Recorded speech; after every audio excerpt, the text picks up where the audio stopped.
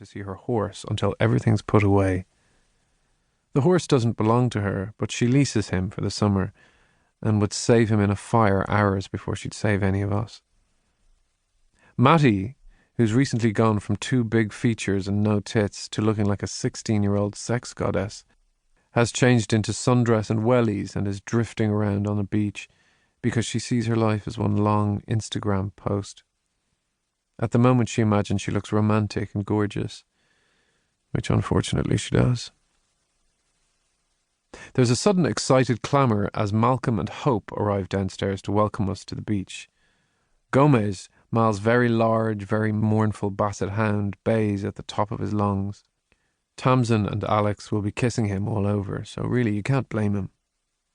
Mal clutches 2 bottles of cold white wine, and while everyone is hugging and kissing, Dad mutters, "It's about time," abandons the tea and goes to find a corkscrew.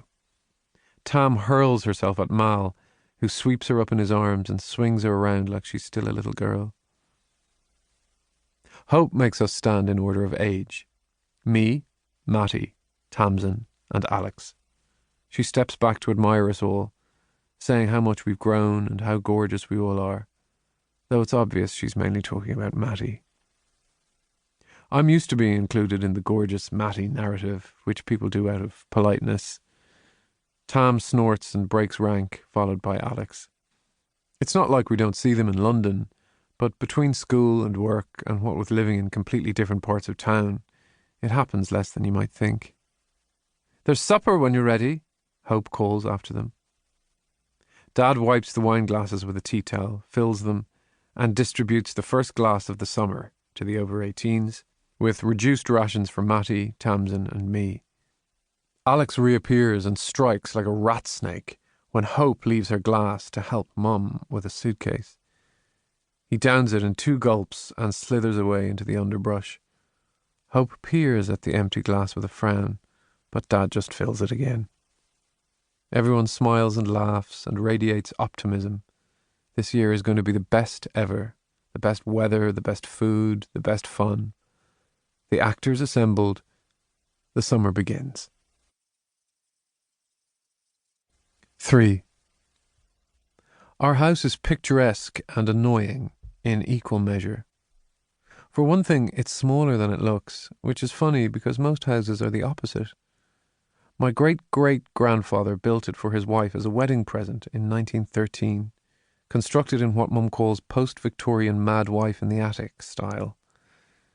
It stayed in the family till the 1930s, when my ancestor had to sell it off to pay gambling debts. His son, my great-grandfather, bought it back 20 years later, restored the original periwinkle blue, and thereafter everyone refrained from mentioning the time that it left the family. He also built a house down the beach for family overflow, which is now owned by Hope. Since Mal came on the scene, we think of it as their house, even though technically it's not. Our house was built as a summer place, a kind of folly not to be lived in year-round, so we don't. It's drafty, has no insulation, and the pipes freeze if you don't drain them and fill the toilets with antifreeze in November. But we love every tower and turret and odd-shaped window, and even the short staircase that ends in a cupboard. My great-great-grandfather must have had a great sense of humour, because everything in the house is pointlessly idiosyncratic. But you can see the sea from nearly every window. My bedroom is the watchtower. Most people wouldn't want it because it's ridiculously small, no room to swing a rat. Someone tall enough could touch all 4 walls at once by lying flat with arms and legs outstretched. The tower comes with a built-in captain's bed and a ladder, and the ladder goes up to a tiny widow's walk, so named because women needed a place to walk while gazing out to sea through the telescope waiting for their husbands to come back, or not, hence widow. I am the possessor of the brass telescope that belonged to my great-grandfather. He was in the Navy, and in his later years spent a lot of time doing what I do, standing in the square tower with his telescope trained outwards. I've no idea what he saw, probably the same things I do: boats, Jupiter, owls, hares, foxes, and the occasional naked swimmer.